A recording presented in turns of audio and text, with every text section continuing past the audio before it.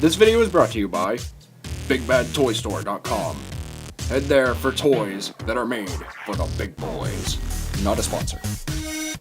TFA 1024, where your entertainment will be transformed.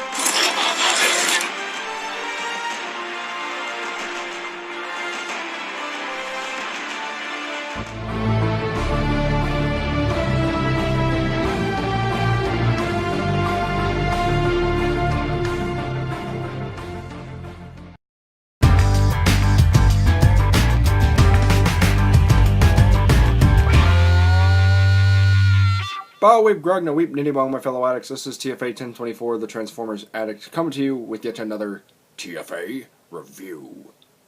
And today in this video review, we've taken a look at the Wave 3 Deluxes, so it's only fitting we take a look at the Wave 3 Voyager. This is Transformers Studio Series Voyager Class number 14, Ironhide. Before we take a quick look at the figure, let's go ahead and take a quick look at the packaging in our newfound fashion that we've been doing. So here's the front. Here's the side, here's the other side, and here's the back with your obligatory product shots, brief bio, cross sales, and more. And here we have Studio Series Voyager Class Ironhide in his vehicle mode. And I just gotta say, this was the most anticipated figure from the Studio Series toy line that I have been wanting, as well as many other fans have been wanting for quite some time. Yeah, the 2007 figure was pretty good for their first attempt at it. The Dark of the Moon figure was a vast improvement, and obviously we got a lot of repaints such as Recon Ironhide, Off-Road Ironhide, and a few others. But for whatever reason, this one scratches the itch for me. I think this is honestly the perfect rendition of movie Ironhide. It takes a lot of general cues from the 07 Ironhide toy as well as the Dark of the Moon toy, and it somehow managed to wrap it up in a nice little package, which is very nice. And of course the movie Masterpiece one looks absolutely spectacular, and whenever that comes out, I may or may not buy it, because I'm not really one for movie masterpieces, but I do have Prime and Bumblebee reviews coming soon. As you can see, he is still the general, GMC top kick truck that he was in all three movies. And technically, he was the only character in the movieverse to never really change his form, unlike Optimus, Bumblebee, Ratchet, and a few others. So he stayed true to himself. Appreciate that, Ironhide. Really do. As you can see, he has weapon storage. You can store his cannons on the flat bed of the truck, and once you remove them, okay. Okay, so yes, he has a gap right here, obviously, but what can you do? I mean, they could have added another panel, but whenever you feel those cannons right there, and they just, there's a peg, there's a slot, they just go right in. And it kind of fills it for you, but I don't see why that's such a big issue. I think the only issue I have with mine is the back bumper. Maybe mine's not transformed correctly. I don't know. Maybe I did something wrong. Maybe I'm just a stoopy stoop. But for my specific copy, this back bumper will not stay tabbed in on the way, all the way, no matter how hard you try, it's still going to have that divider. And honestly, I'm kind of okay with it. It doesn't take anything away from the figure. He does roll, as GMC Top Kick trucks should. Yay for rolling, functioning vehicles. He does have a lot of nice paint decals as well. He's got the 4x4 right down here near the rear fender. He's got this nice vintage silver detailing up here on the front, near the hood and the front fender. You got the turn signals picked out in a nice orange, and you have the light bar picked out in a nice little orangish yellow paint as well. And of course, he does have visible head syndrome. It's right there. You feeling lucky, punk? And it's not like this is the first time that they've had this issue with Ironhide in terms of design. I mean, there have been worse head storages for Ironhide figures, unless the movie Masterpiece decides to blow us away with how well they do it. I also forgot to mention that this specific figure takes some aspects from the movie Masterpiece Ironhide as well. So not only is it the Dark of the Moon / 2007 mold, it's also the MPM Ironhide as well. A nice one little package. So, of course, he does roll, as rolling vehicles should. Hooray for functioning wheels. And as I already aforementioned, you can take his cannons, you can slap them on the back of the flatbed, and there you go. Now for a quick size comparison, here is Studio Series Ironhide next to the Voyager Class 2007 Ironhide. And man, Ironhide shrink. I mean, it's not bad. This is made to work more in scale with other figures. So, but still, the first movie Ironhide, pretty good truck mode. And they actually got the flatbed filled out, which is nice. Again, I don't care for that gap. A lot of people are going to make a fuss over it. I'm not. So there's that. And here is the Dark of the Moon Voyager class Ironhide. And they're relatively the same size. The only thing I'd say is that this Ironhide has a little bit more length by a nose, and maybe just a little bit more width. Also, I'm not going to be able to pick out, I'm not going to be able to take out Hunt for the Decepticons Deluxe Ironhide. He's buried somewhere, so I'm sorry if you don't get a size comparison with him. So that's pretty much it for size comparisons and such. So, with the power of stop motion, let's go ahead and get Ironhide from looking like this to revealing the Autobot weapon specialist within. And right off the bat, this has quite possibly got to be the best rendition of movie Ironhide in figure form. I'm blown away with how accurate he is in terms of his character model. Yes, there are a few minor things that aren't 100% accurate, and yeah, probably people are going to gripe about it because that's just how things are. Like, for example, that bumper, a lot of people are probably going to get on him about that, but it's not that bad when you have it in hand. It actually kind of still gives him that little physique that he's supposed to have. Like, it looks like it's still connected. Like, yes, what they could have done is they could have put a hinge on, like, both ends and have it fold in further.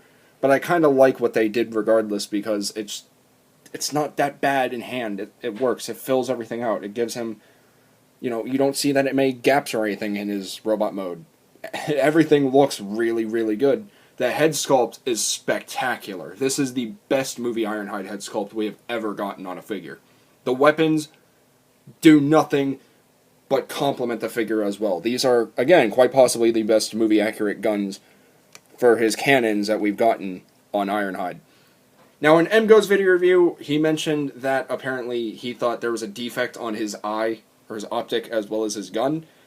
Those are intentional. I don't know why they decided to paint like 6 barrels out of 10 for this gun, but they did, and I mean, it's not that big a deal to me personally, just leave it the way it is, I don't care. But the head is meant to have his messed up optic because he was depicted with that in Dark of the Moon. I'm pretty sure Revenge of the Fallen as well, he had a messed up optic. It might have been a scar from Mission City. Might have had it in the first movie as well. We don't know, but I appreciate the fact that they're going that much into detail. But overall, the paint and the molding on this figure is spectacular. Best design for movie Ironhide, by far. Unless Movie Masterpiece decides to blow this one out of the water, which I'm pretty sure it will.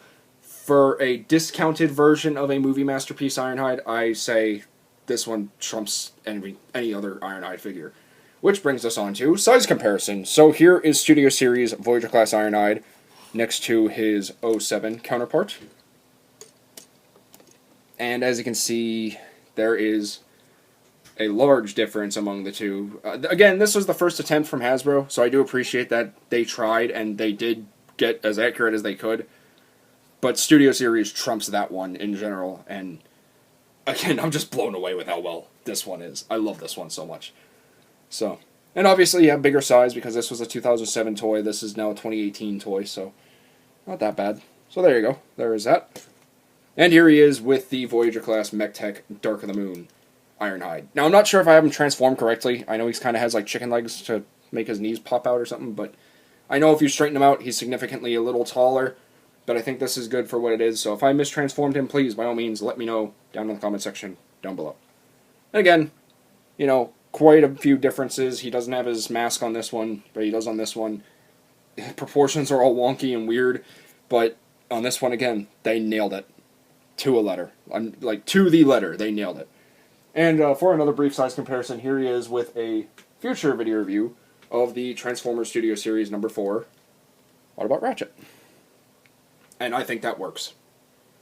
That's perfect. So, there you have that.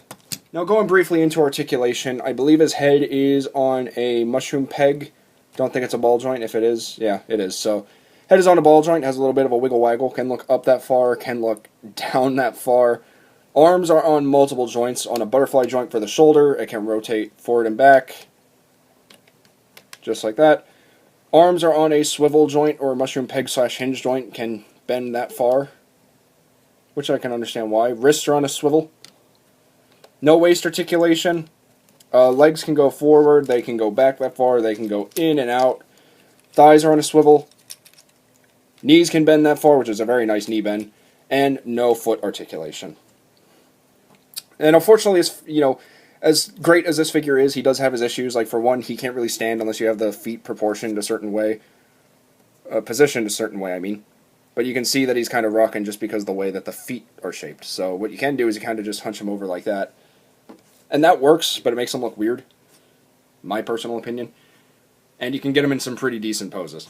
So, there you have that. And much like any other Studio Series figure, they always come with a backdrop. And once again, Ironhide is using the Mission City one that was used for Brawl, Jazz, Ratchet, and Starscream. And he looks pretty good. It fits him. It fits him well. And if you have the Dark of the Moon MechTech Voyager Ironhide and the Cannon Force MechTech Voyager Ironhide, he can hold the weapons, but it just doesn't fit with him for some reason. For me personally, I would have liked it if I had another one of these, which I might actually try and track down a second one just so that way they're, symmetrical, but he can hold them. They just look weird, but it's not anything bad. It just kind of makes me wish DNA or another third-party company out there gives him a proper Dark of the Moon Heavy Iron upgrade. But there you go. So let's wrap up this video review, shall we? So my overall thoughts on Studio Series Ironhide is he is by far the best rendition of Movieverse Ironhide in figure form to date. Because the Movie Masterpiece one isn't out yet, and of course that one will most likely trump this one.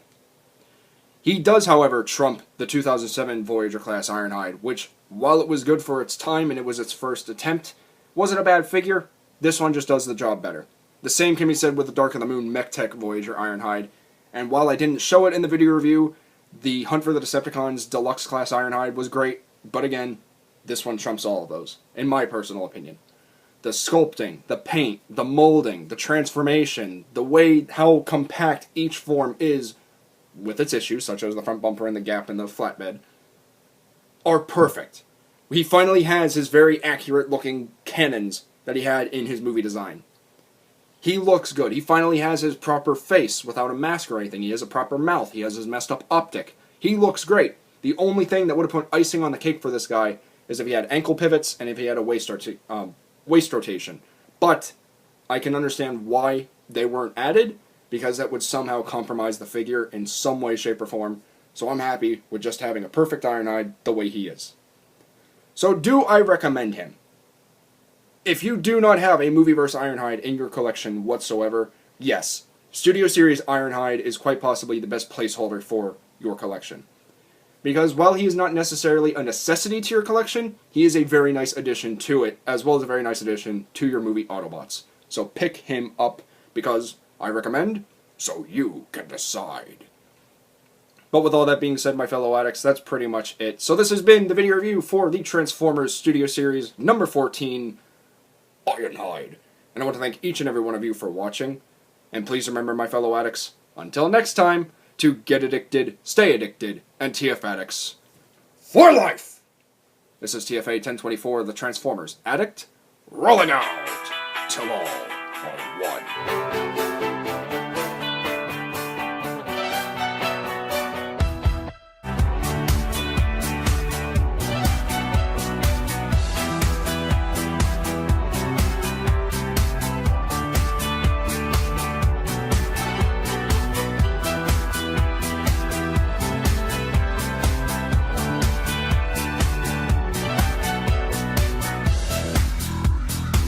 Hey there, hot mama, how about you come over to my place and let me review you sometime? See you next time!